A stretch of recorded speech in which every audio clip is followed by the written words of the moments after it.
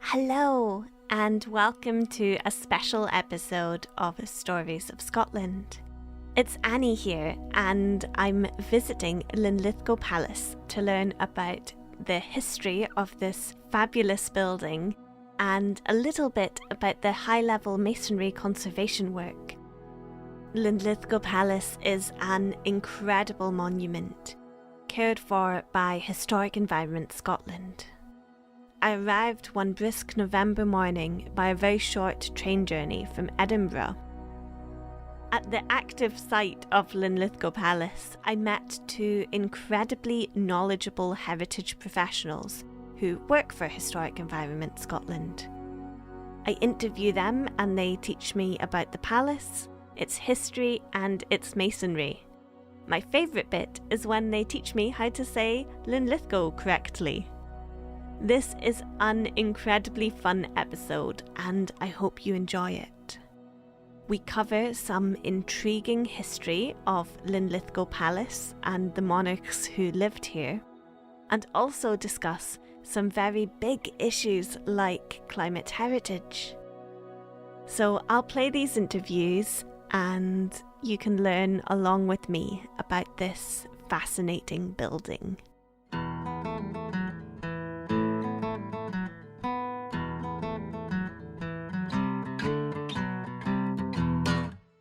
We're doing our interviews in the gift shop of Linlithgow. I'm sat in between a stand for silver Celtic-inspired jewellery and a big stack of Outlander books. So please, could you introduce yourself for the listeners? Yeah, so I am Dr. Nicki Scott. I am a very simply titled Senior Cultural Significance Advisor in the Cultural Resources team. So I basically look after our statements of significance. So that is a document that we have for every one of our 336 properties that summarises what's important about it, why we basically look after it and curate it and make sure it's still there for future generations. And how did you get into that? Well, I've been with the Cultural Resources team for about 10 years now, working as a Cultural Resources advisor. So that's been involved in research into the properties, helping to advise on lots of conservation works that happen at site. And I saw the usefulness of these statements, the interest of them, the range of them. And so when the previous post holder retired, I jumped at the chance to apply for it and was fortunately successful. So I've been in this post maybe a couple of months now, but with the team for about 10 years. So with doctor in your name, that means you've got an exciting PhD somewhere. What was that on? I did my PhD many years ago at the University of Stirling on the court and household of James I of Scotland. So the James I who began to shape Linlithgow Palace into the magnificent building it is now. An interesting character, and was fortunate to pass my defence of that in 2008, I think that was, so quite a few years ago now. So Nicki gave us a tour of Linlithgow Palace, up round these incredible spiral staircases. She beams whenever she imagines Linlithgow a few centuries ago. This place has her completely under its spell. So what makes you passionate about the history of the monarchy? I think it was more the history of the court that I found interesting than the history of the monarchy. So many studies of the monarchy have focused on the politics of the reign, whereas looking at the court and household, it's more about the culture. So it's looking at the architecture, what's being built. It's looking at the books, what's the monarch reading. In James I's case, what is he actually writing himself? He was a poet. It's looking at how his household was organised. How did he staff the various positions of his household, and what impact did that then have on his reign? So that was much more interesting to me than just the monarchy itself. And nobody had really been looking at it for Scotland. So it was just a great opportunity to jump at something that was new. Just out of curiosity, Was James I a good poet, or was he a wee bit cringe? He's well regarded, shall we say, and his works have stood the test of time. You know, people still study it and quote it. It's not necessarily to my own personal tastes, shall we say. It can be a bit flowery in places, but it's essentially a love poem to the woman that would become his wife, in a sense. So, you know, you've got to give the man a wee bit of credit. He was trying to win his love. So we are sitting in the gift shop of Linlith. You could say Lithgow if it's easier. Lithgow. The Scots pronunciation. So we're sitting in the gift shop of Linlithgow Palace. Can you describe the building for our audience? What does it look like? Not the gift shop, but the palace itself. So Linlithgow Palace is a massive sandstone structure. The walls are many metres high. It's a quadrangular shape, so it's enclosed on all four sides around a central courtyard. Each side of that quadrangle was sort of built by a different monarch, essentially. So there's a lot of different styles in the way each range looks. Some have small windows, some have big windows, some have very fancy carvings over them, some are very plain. There's all sorts of blocked up windows, blocked up doors. So it's a real mishmash of styles because it's been adapted so often over the centuries. And of course, at the centre of that quadrangle is the most amazing fountain. What we think may well be the oldest working fountain in Great Britain, certainly the oldest working one in Scotland, which was built in the time of James V, a magnificent statement of his status and wealth and importance, and really celebrating his power as a Scottish monarch. Amazing. And what's your favourite view of this building? Oh, my favourite view. Of the building or from the building? Both. So, of the building, I would have to say from the other side of the loch.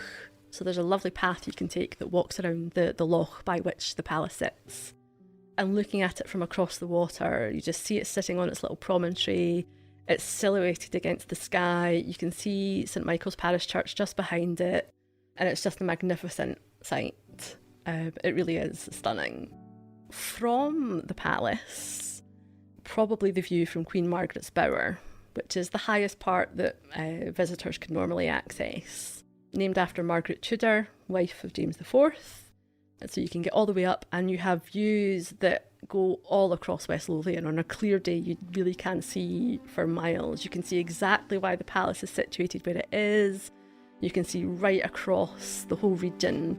You can see it situated against the borough. You get a view of the parish church next door. See up into the Bathgate Hills. It's just a magnificent view from there. It feels like we're in the shadows of kings and queens, doesn't it? It absolutely is. There's so much, history has happened here, and it's a place where they came to enjoy as well. So it's got that sort of warm, friendly feeling almost that some places don't necessarily have. Are there any secrets of this building? I love all the little passageways in the building. I visited a lot here when I was younger, and it's one of my favourite memories is exploring. So you go up all the little staircases. There's a staircase at each corner of the quadrangle that you can follow right to the top of the building. But off each of those staircases, there's all these little passageways which lead into little rooms, and you can peer out into open spaces which no longer have their floors, and you can get lost in them. So it's all those little nooks and crannies, but as well you can be turning a corner and suddenly you're faced with a lovely bit of carving, sort of a lovely carved ceiling boss at the top of a staircase, or a little bit of carving that's just on the wall or underneath a stair.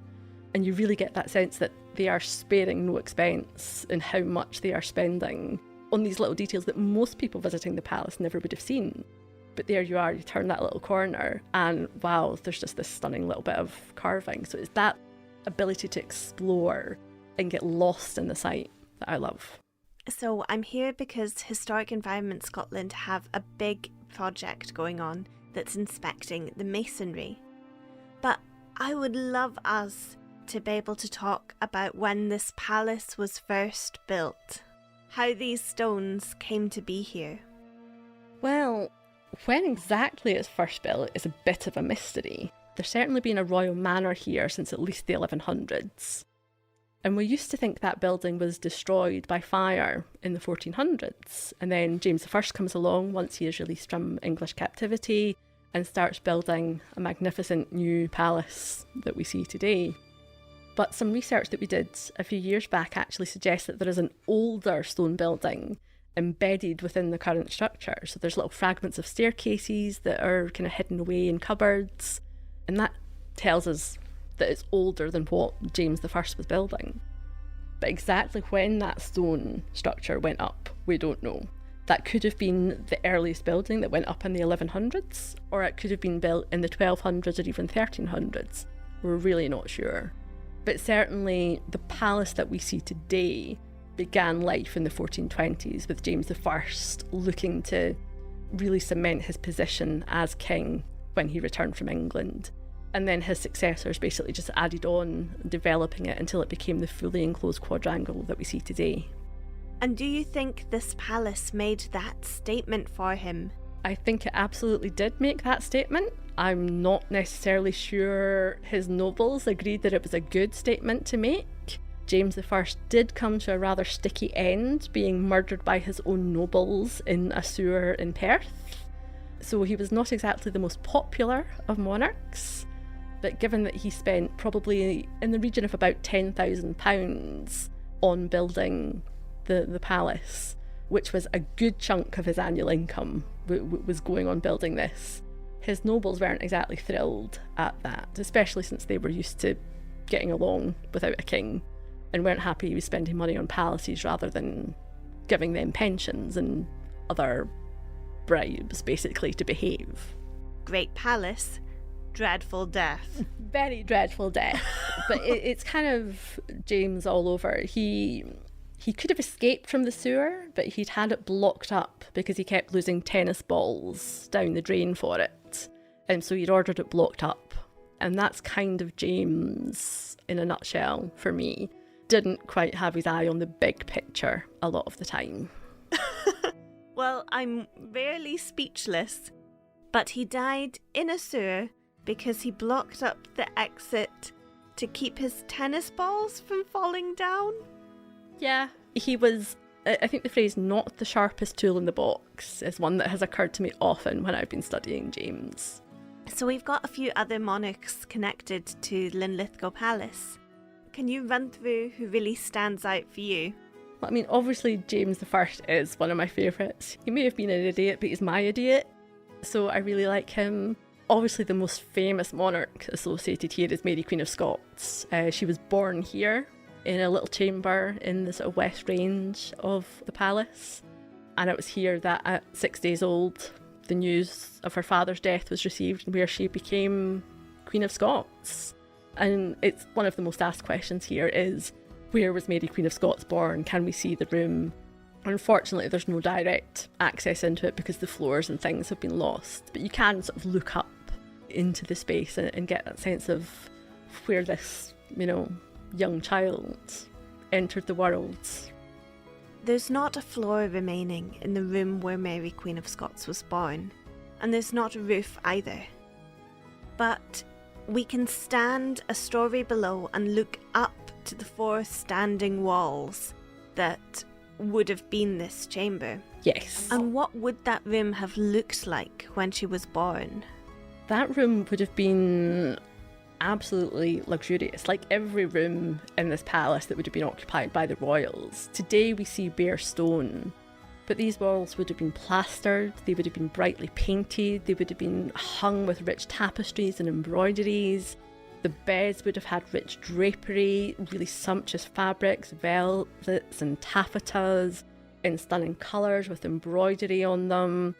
I mean, these places would have been an absolute feast for the visual senses. Really rich depth of colour, just the height of luxury. They were designed to be comfortable places to live, and this would have been absolutely the pinnacle within the Scottish crown. It sounds sublime. So this building plays quite a big role in Scottish history. Is that fair to say? I think it's places like Stirling and Edinburgh that usually get the headlines, as it were. They're the places where the big military events take place. You know, Edinburgh has its claim to fame as being one of the most besieged places in the British Isles. Stirling, obviously, 2 of the major battles in Scottish history take place within the shadow of it.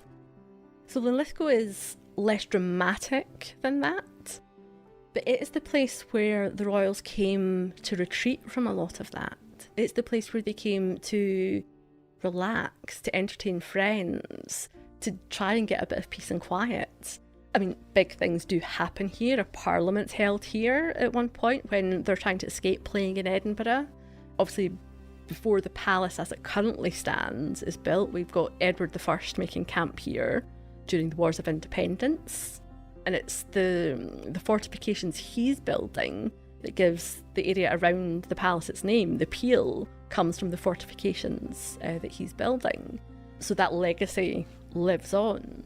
But I think there is a joy in that day-to-dayness for the monarchs that we so often miss.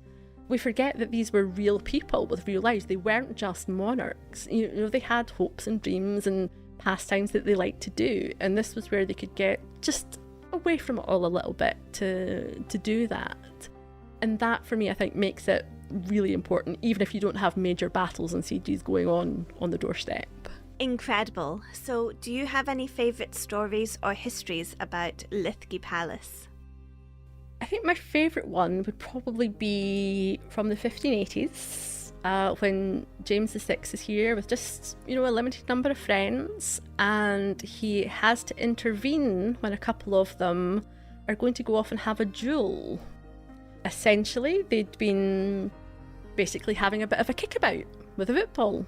Whether there was a bad tackle or, certainly there was some shoving involved, a bit of a punch-up ensued, and an attempt to sort their differences. They were going to go off and have a duel. Obviously, the king did not want his nobles doing so he intervened and managed to sort everything out. But I think it's a good illustration of how seriously Scots have always taken their football. 100%. So there's a giant feasting hall in Linlithgow Palace. Can we discuss what this kind of hall is used for? What would it have been like? Well, the Great Hall, as we kind of normally refer to it, would be the biggest single space in the palace. So this is the bit that was built by James I as part of his building campaign. And it's a massive space that would have been used for public celebrations. It would be where the monarch would entertain ambassadors and important visitors, where the big celebrations would have been held. And this would have been a place where they really, they're really going to town, displaying their status. So the walls are plastered and painted. You've got their finest tapestries being hung on the walls to provide colour and warmth. You would have painted ceilings. The Great Hall was decorated with statues, so the statues are gone, but we have the niches remaining. This was probably monarchs of times gone past, so that James could emphasise his lineage. Again, these would have been brightly painted and decorated, so really almost garish to modernise, but without electric lighting, much more subdued, so it would have provided real colour and warmth. You would have had the monarch and their consort at the top table nearest the fireplace, so getting the full benefit out of the warmth. Not that it's ever cold in Scotland, of course. And they're being lit by the biggest window, so that full emphasis of everyone in the hall is on them.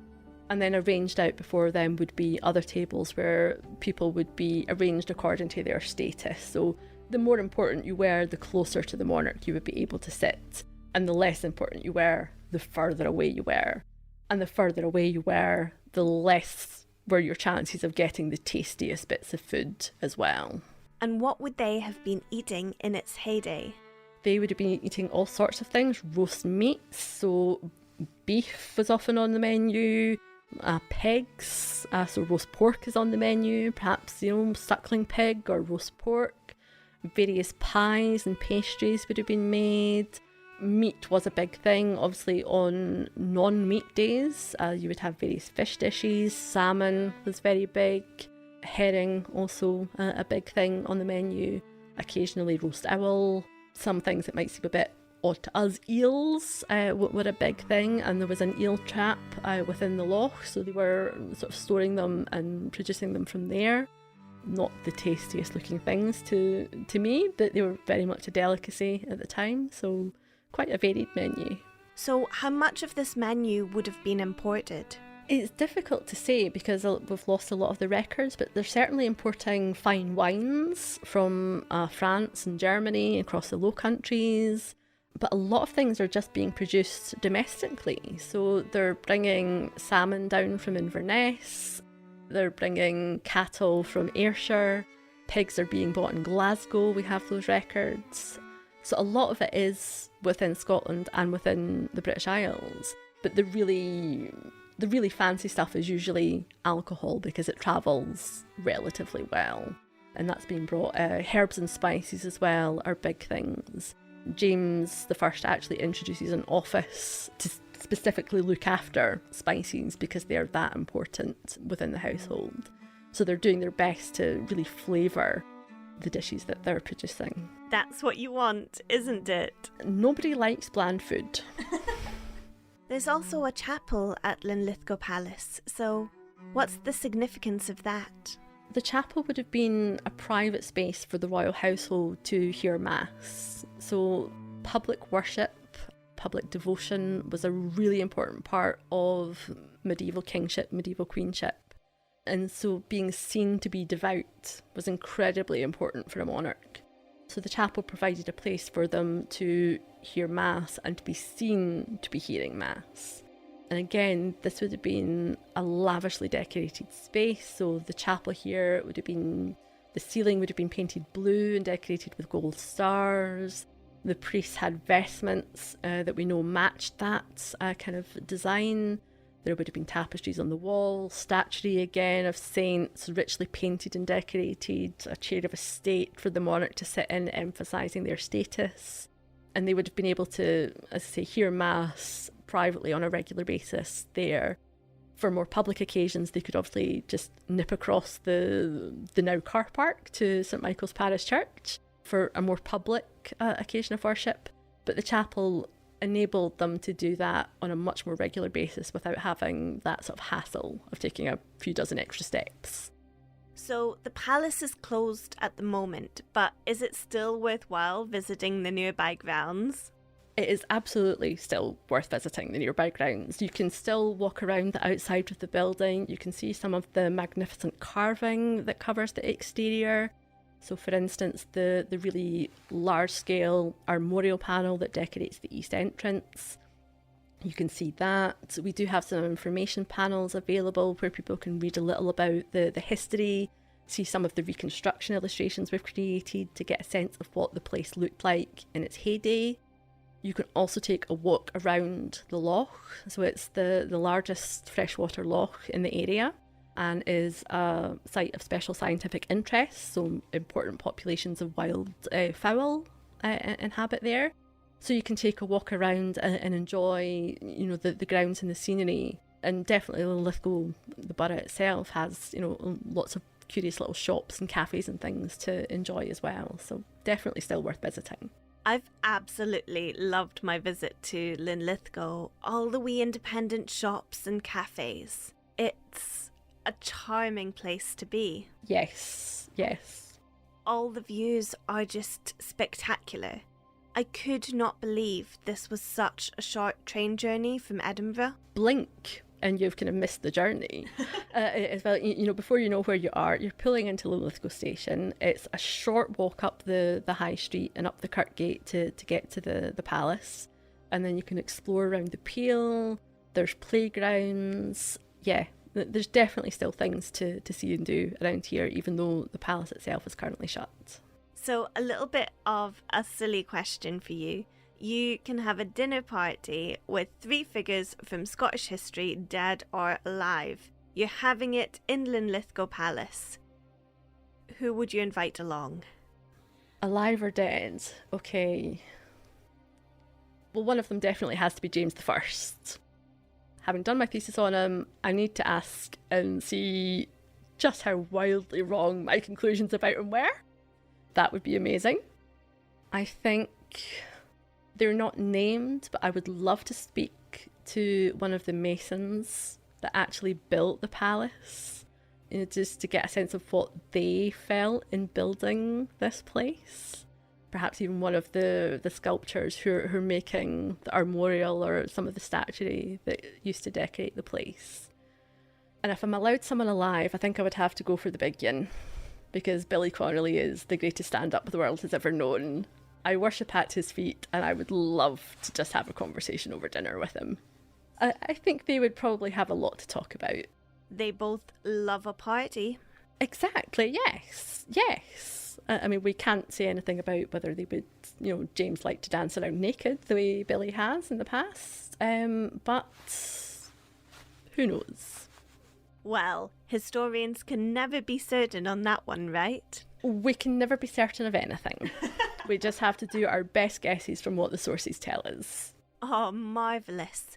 And what would you put on the menu? What would I put on the menu? Roast pork. That certainly seems to have been a favourite here at Linlithgow in the past, anyway. I would be forgoing the roast owl, or anything weird and exotic like that.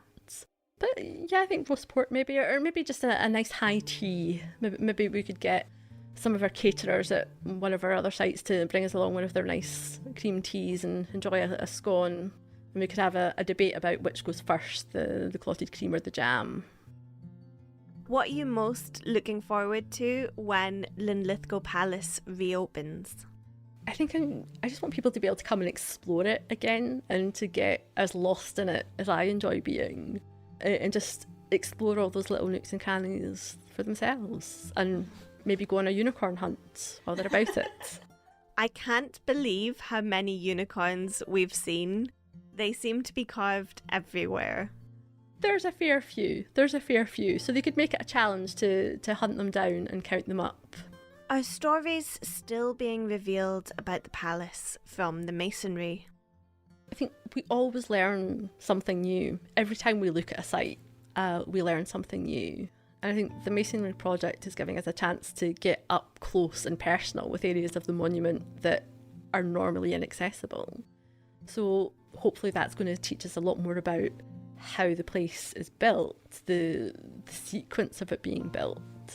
So one of the things that the project is giving us is the opportunity to get up close and personal with bits of the building that we don't normally get that chance to. So using things like the MUP, the Mobile Elevated Working Platform, that allows us to just reach the heights of the walls. We can get up close to bits of the sculpture and we can examine them much more closely than we've been able to previously. So hopefully this is going to lead to a few new insights that will enable us to conserve and manage the site for future generations.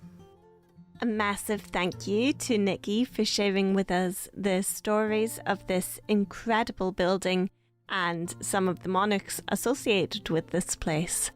Next, I'm going to be speaking to Christa, who is an expert in all things stonemasonry and is going to be telling us a bit about the conservation project underway, which is inspecting the masonry.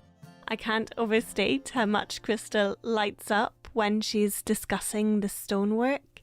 The stonework is something that I often don't think of when I see a building. I look at the building as a whole and not as tens of thousands of individual stones, but when you hear Christa talk about them, they become truly magnificent.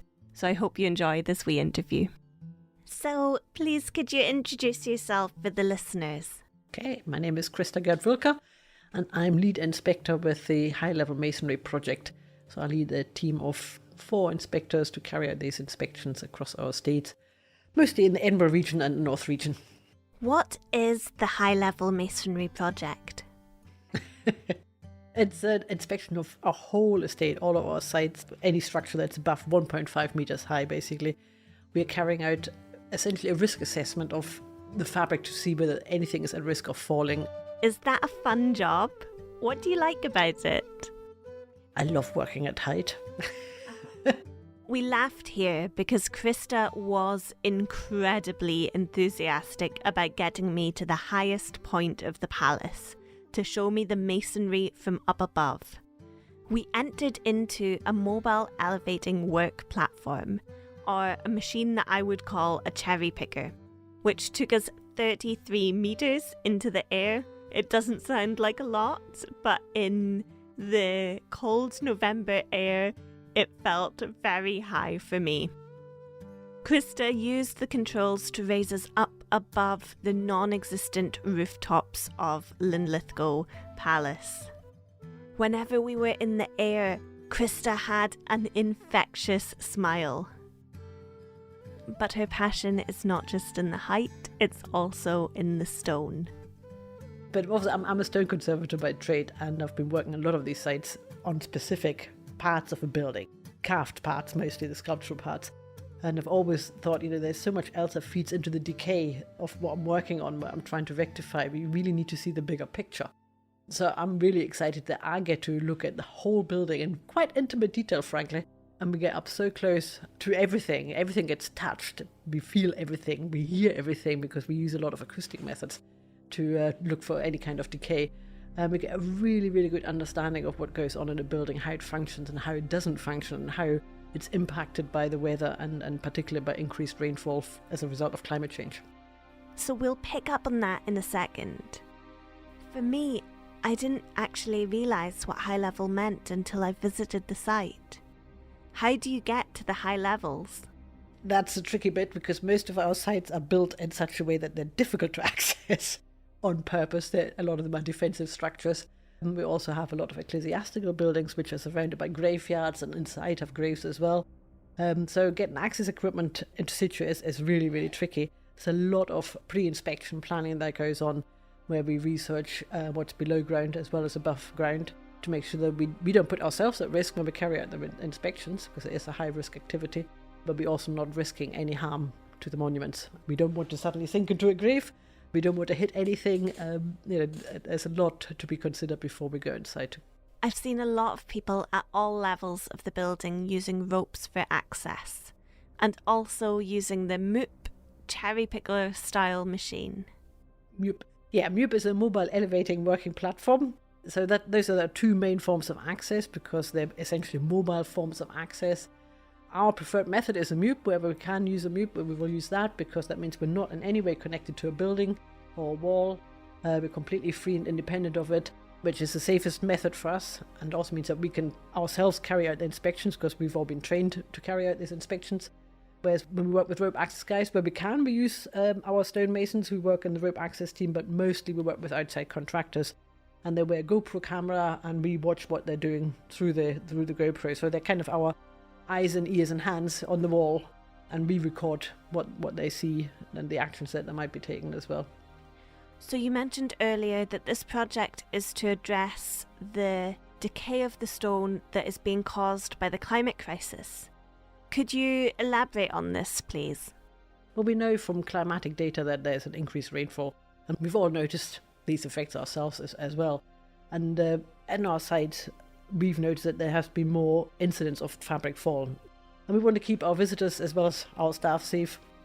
So that's why we set up a small multi-skilled team that started looking into how we could carry out tactile inspections where we can really get close up. Because the thing is, we've always been carrying out condition surveys, but they're usually done from the ground with binoculars or from vantage points, but always with binocular a distance away. You don't see fine cracks and you can't hear anything. And it's the areas where stone is delaminating particularly that are most prolific in terms of falling. And those areas you can't often see. You need to tap it, you need to hear it, or you need to be able to see really fine cracks. And the climate change has exacerbated the whole thing because most of our sites in the central belt certainly are from porous sandstone, so they absorb water. And water is just about the most harmful thing to stone because it demineralizes stone, it causes vegetation growth, the roots go into joints and break up stone as well. And we have unfortunately also a lot of salts in our masonry, partially because it's coastal climate, but also because of works carried out during the first half of the 20th century where cement with the best of intentions was pumped as grout into our walls Because then it was thought that this will last forever. Nothing is going to destroy this. This is going to make everything absolutely bomb-proof. And of course it isn't. Nothing is. But we now have this stuff in our walls. It's an irreversible action that was carried out then. And the salts are starting to come through and interact with the stone and cause a lot of damage as well. So yeah, so rain in combination with salts, in combination with frost, in combination with plant growth, all bad news for stone. Can I ask, how do you actually listen to a stone? You just tap it, and it's a bit like a drum. If a surface area delaminates or detaches from the rest of the stone, it sounds hollow. So you just get more of a resonance. And then the stone just whispers back at you, "Repair me, please." So we've been touring the incredible Linlithgow Palace today. Could you give me a description of this building for our listeners? Yeah, it's an incredibly impressive building. It's 6 stories high. It's built in 4 wings around a central quadrangle courtyard, and in the centre of the courtyard is this 3-story wedding tier-like fountain full of sculptural detail, full of symbolry, and just an absolute showpiece of royal exuberance and pride and ego, frankly. It's a very special place. It's a very, very special place. The stone is a beautiful sort of orange, light brown, buff sandstone. So it's quite golden colour almost from the distance. It's a really stunning sight. And I feel like you get some of the best views. It's incredible, as you and your team seem to be up in every nook and cranny. That's exactly it. We need to get up into every nook and cranny. That is the best part of the job. We get to see things that nobody has seen or people have not seen for a very, very long time and might have been forgotten about. We also get to spot defects that have never been noted before because they're not visible from the ground. They're not visible from anywhere else. So, there might be some cracks in the wall head, for instance, because of structural movement, which in themselves, there's probably nothing to worry about. But if you, for instance, see a pattern of cracks, then you might start thinking, oh, something might be going on here. And that might not be a risk of fall or anything like that, but something that we want to catch early. So this is a really proactive way of inspecting the sites so that we can react quickly and deal with these defects quickly. And then the great thing is, and that's something that I'm really proud of, is that we're the first ones to do this.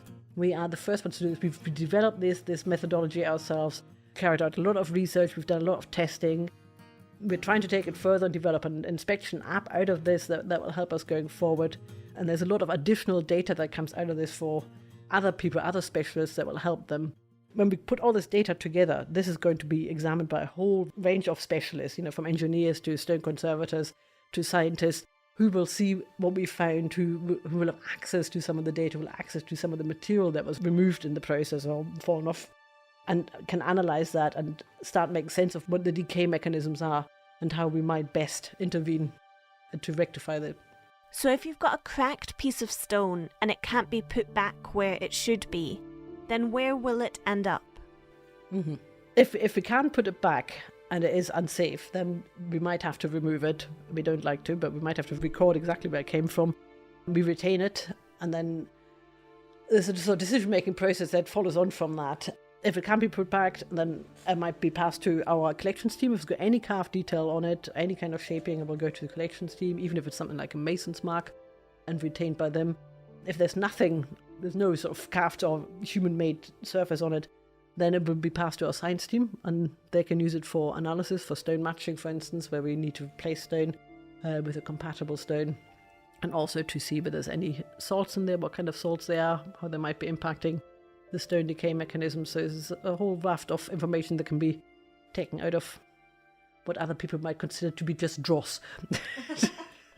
But this is such an important and emerging field, isn't it? Yeah. This is innovative climate heritage work, looking at the impact of the climate crisis on heritage sites. Mm-hmm. It's an exciting project, right? Yeah, it's exciting and a little bit depressing, but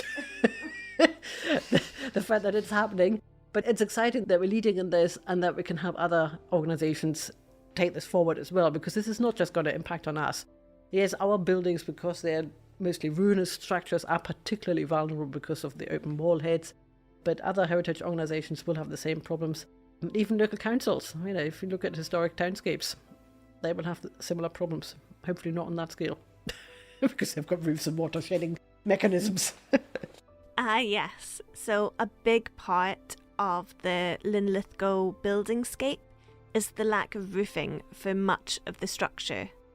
It's great if you want to see the beautiful Scottish skies, but bad if you want your palace to stand for a really long time, as the lack of a roof leaves it exposed to the elements.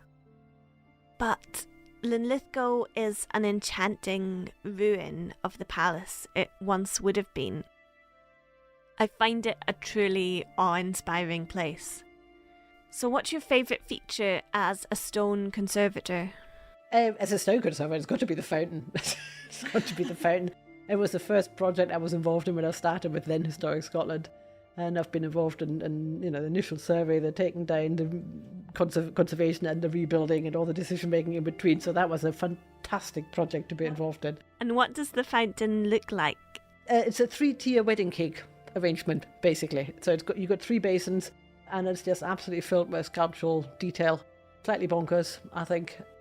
But it's beautiful. It's full of symbolry. It's I can't even describe it. I've never seen anything similar other than copies of it. So there's a copy of it at Holyrood Palace, and there's a copy of it at the bottom of the road in Linlithgow as well.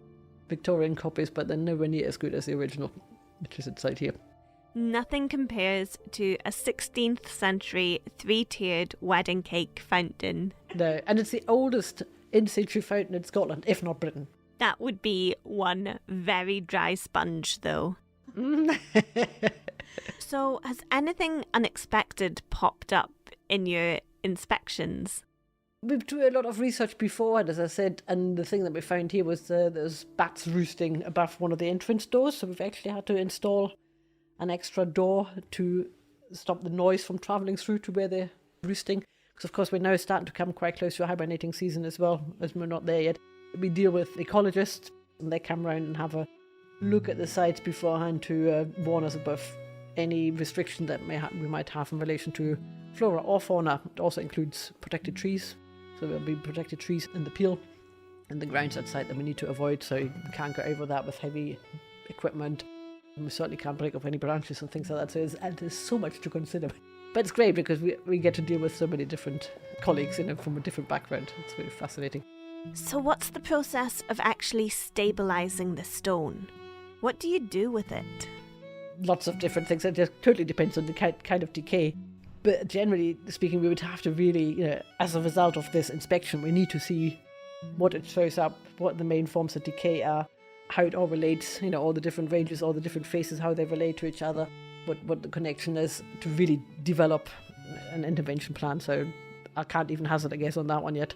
But a lot of it will centre on how can we make this site more weather resistant, really. But in a reversible manner. We're not using cement. That's a top tip for anyone at home who has got a palace that they want to preserve. Don't use cement. Can you think of anything particularly unique about Linlithgow Palace as a site? Oh God, yeah. It's so special. It is so special. It's a royal palace. It's where Mary Queen of Scots was born. It's such an imposing site. I can't even think of a similar site. I think Edinburgh Castle and Stirling Castle, lovely as they are, totally boring comparison. But that's just my humble opinion, obviously. It's much more palatial, dare I say. It's less defensive. It's got fantastic views over the Peel. You can tell that it was built for fun, for pleasure. It wasn't built for defence. This is not where they bunkered down, but where they had a really good time. It must be so surreal to work here. Just eating your sandwiches at lunchtime in the palace where Mary Queen of Scots was born. Yeah, every now and then I have to think, wow, James V would have had this view. So what's the most satisfying part of working in conservation on a building like this? It's just such a privilege. It's really, really interesting. No day is the same. I learn so much every day. I've been doing this for a long time now, and still every day is a school day as far as I'm concerned. It's endlessly fascinating, but I just also love the feeling that what I do contributes to extending the life of the palace or of an aspect of the palace. And do you think that we can make this palace last another few hundred years? Oh, I hope so.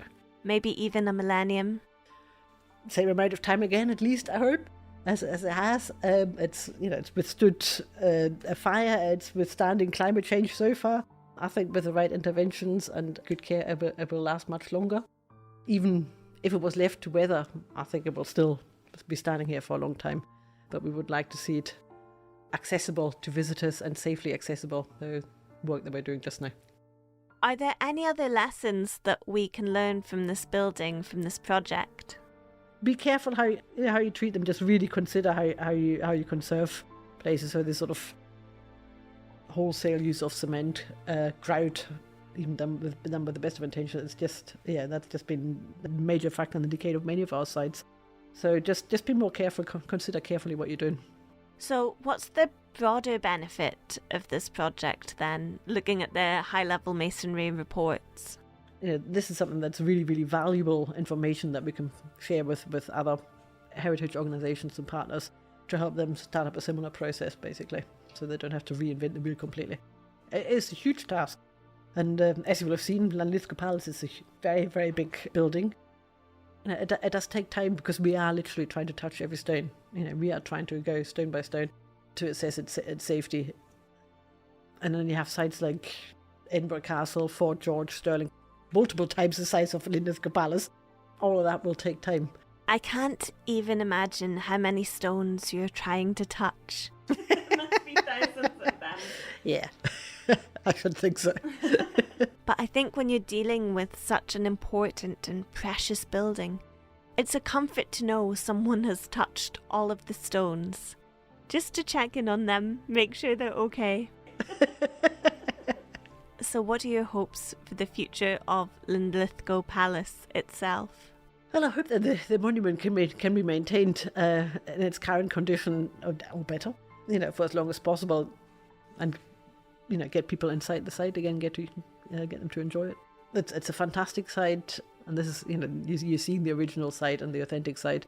I think visitors will be delighted when they can come back to the site when it reopens and see Linlithgow Palace for themselves. Though I'm aware that one of the challenges of good conservation work is, if it's done well, it's often invisible. Yes. Yeah, very much so. If it's visible, if it's really highly visible, it's sort of like, ooh. But yeah, good conservation is generally invisible. Good conservation is ultimately caring for the building, ensuring that visitors can come for generations and generations into the future. Yeah, very much. I mean, we have a lot of sites in guardianship, and I think guardianship is a very good term generally, whether we outright own them or not. We are just the guardians. This generation is the guardians of these sites for the future generations. So we want to pass as much of that over and as good a nick as we can, basically. That's my aim, and that's my hope. I mean, we're getting so much information out of this because nobody's looked at the whole buildings, the whole site in a one-er the way we do, up close and personal with every nook and cranny, as you say. So we are learning a lot about the building, about what's going on, and it might not be even immediately clear to us inspectors while we're here on the ground. It's more when afterwards, when all the data is being analysed and put together, that we see where the worst areas and why is it happening there, what's causing it, is there water ingress there, for instance, or just what is the defect and what's causing it, and really sort of nail that down a lot better than we can just from visual observations from the ground. And the data that we are collecting will be shared with our engineers, will be shared with our scientists and with our architects and surveyors. And we're going to have a multi-skilled team look at information or the data that we're getting out of this to really get to the root of the problems and develop a way of intervening that will be most effective and also most efficient. We need to be able to prioritize our resources and identify where we need to go most. And the baseline data that we're collecting from these surveys will give us that. So how are Historic Environment Scotland prioritising visitors? So we're still trying to get people into our sites as much as we can. Obviously, we need to be able to undertake the inspections as safely as we can. In some cases, visitors might be able to get into the site and we just restrict access to a certain part of it where we carry out the inspection. Some sites we had to close completely because we're concerned where we have the porous sedimentary stone that we have here, for instance, where it's just so vulnerable to decay. We found other sites where we've had similar stone that have been problematic. We've just sort of closed these sites temporarily as a precaution, but we are trying to open them as quickly as we can. So at the moment we're looking at all the sites, we're inspecting all the sites that have current access restrictions in place to try and get through them as quickly as possible and identify as quickly as possible what we can open. But we're trying to get visitors in and allow them to enjoy the sites again as soon as possible. That's wonderful. And I, for one, am grateful for all the work that you're doing. I've got a bit of a silly question to end with, if that's okay with you. You're hosting a dinner party at Linlithgow Palace with 3 figures from Scottish history, alive or dead. Who do you pick? Yeah, I've been thinking about that one. So, I changed my mind actually. Initially I was going to say Mary Queen of Scots, but no, I'm going to go for Mum. Marie de Guise, because like me, she was a foreigner to Scotland. I just want to know how she got on. And Alexander Fleming is an absolute hero. You know, what he's done for humanity is unrivaled, I think, with the invention of antibiotics and sharing it freely. And the third one, I think I would pick Black Agnes, Countess of Dunbar. She defended the castle of Dunbar against the Earl of Salisbury in the most almost hilarious fashion. She only had a handful of folk with her, apparently. Servants with her while her husband was away somewhere fighting the English. And she dusted down the wall heads after the castle was bombed by the Earl of Salisbury, and she was just endlessly teasing him and winding him up, and it's just... Read up about her if you've not heard about her. She sounds an absolute hoot. So she would be a really good one. Marvellous. Is there anything else that you would like to add about the High Level Masonry project? No, just asking for a bit of patience. We are working very hard at this. We're working throughout the year. We've trained people. We've massively increased the resources to get this done as quickly as possible. And we want nothing more than to see our sites open again to visitors. And the palace? Well, as soon as it's open, come and visit. It's wonderful. But even just the scenery outside is stunning as well. And do check our website as well, because we've got a lot of 3D data that's available now where you can do virtual tours through our buildings and then have a look at those as well, because we're trying to bring the visitor experience to our audience as much as we can, even with some of the sites being access restricted. Thank you so much for speaking to me today. It's been phenomenally interesting for me.